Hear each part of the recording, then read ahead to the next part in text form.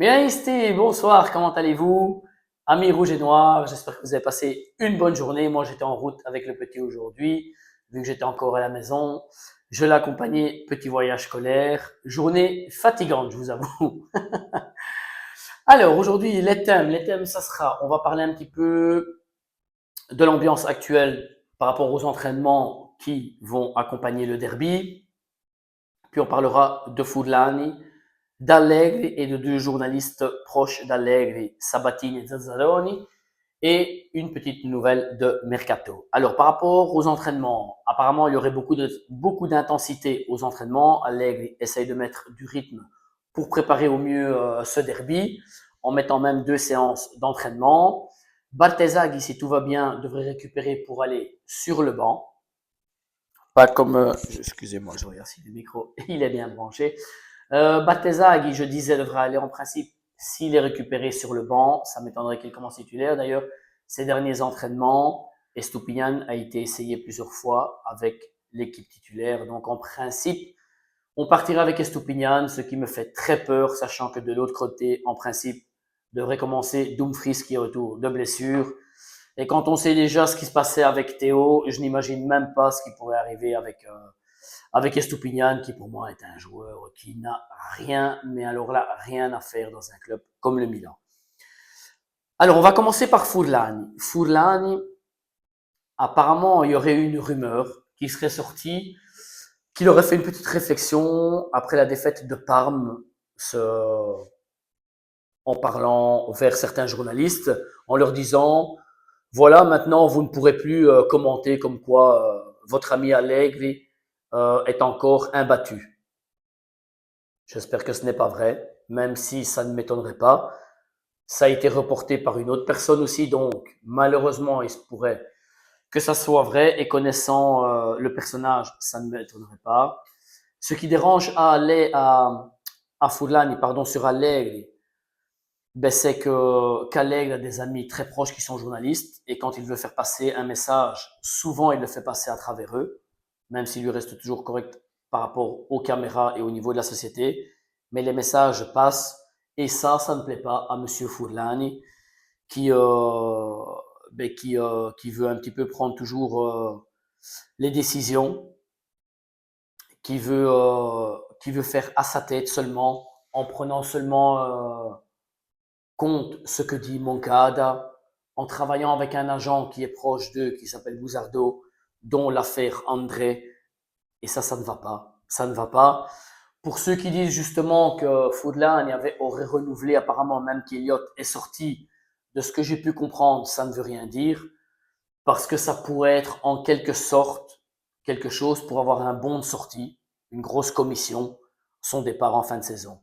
C'est tout ce qu'on peut espérer, parce que ce n'est pas normal d'avoir des situations pareilles. Et je vais en venir justement à ce que disaient deux journalistes qui sont très proches d'Allegri. On va commencer par Sabatini.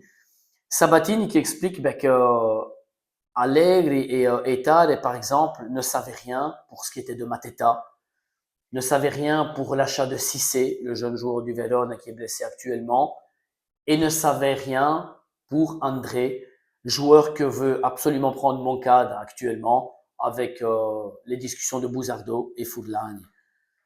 Et ce n'est pas normal parce que premièrement, que ça soit Allegri ou Tade, doivent avoir leur mot parce que ce sont les deux personnes principales. Allegri fait comprendre avec Tade que si on retourne en Champions League, et à 98%, vu notre position, on devrait y retourner, cette équipe va renforcer. Et va renforcer correctement avec des joueurs qui apportent directement quelque chose et non pas toujours des futures promesses ou des joueurs qu'on espère qu'ils rendront plus tard parce qu'ils ne coûtent pas cher et qui seraient revendables plus tard. On va passer à ce que disait Zazzaroni aussi, Zazzaroni qui est intervenu à Radio Rossonera. Et lui aussi, il expliquait concrètement que l'intérêt du Real est réel pour Allegri, et que même si Allegri était sous contrat jusqu'au 2027 avec une option pour le 2028, ça ne veut en quelque sorte rien dire parce qu'on sait tous qu'un contrat se déchire aussi vite qu'il ne soit signé au jour actuel. Donc ça ne veut rien dire, et qu'il ne trouve pas ça normal que la société n'ait jamais mis les mains en avant pour défendre Allegri sur quoi que ce soit par rapport à sa position forte dans le club. Et, euh, et ce n'est pas normal de prendre des joueurs sans l'aval d'un entraîneur. Ce n'est pas normal. On donne ici une hypothèse où on parlerait que Foudlan et Moncada à clôture des joueurs en accord entre eux sans prendre compte de Tare ou d'Allegri. Mais c'est totalement de la folie. C'est totalement inacceptable et anormal.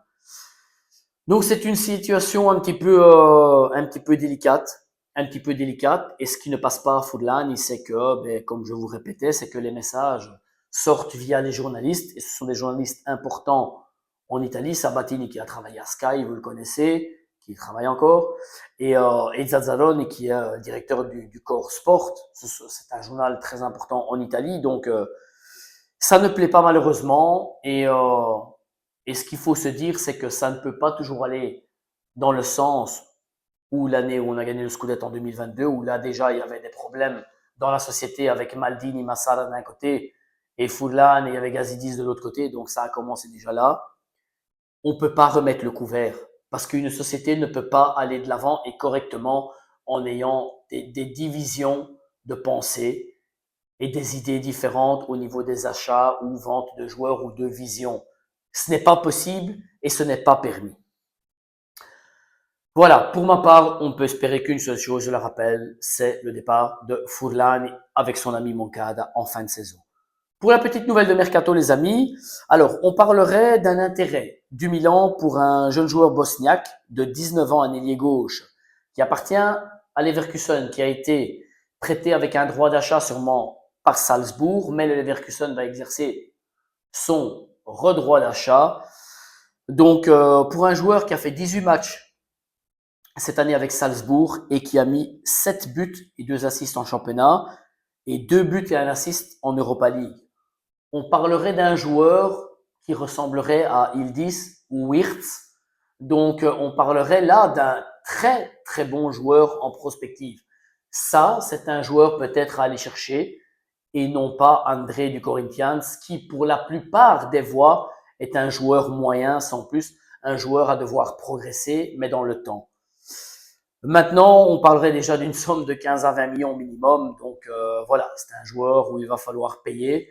Mais si on récupère l'argent des prêts avec droit d'achat qu'on doit encore récupérer, si on vend bien les 3, 4, 5 joueurs inutiles, on reste Opignan, peut-être une Vanden Kunku ou Léao à voir, Jiménez, peut-être un Fofana au mieux ou un Loftus-Cheek. Donc il y aura des départs.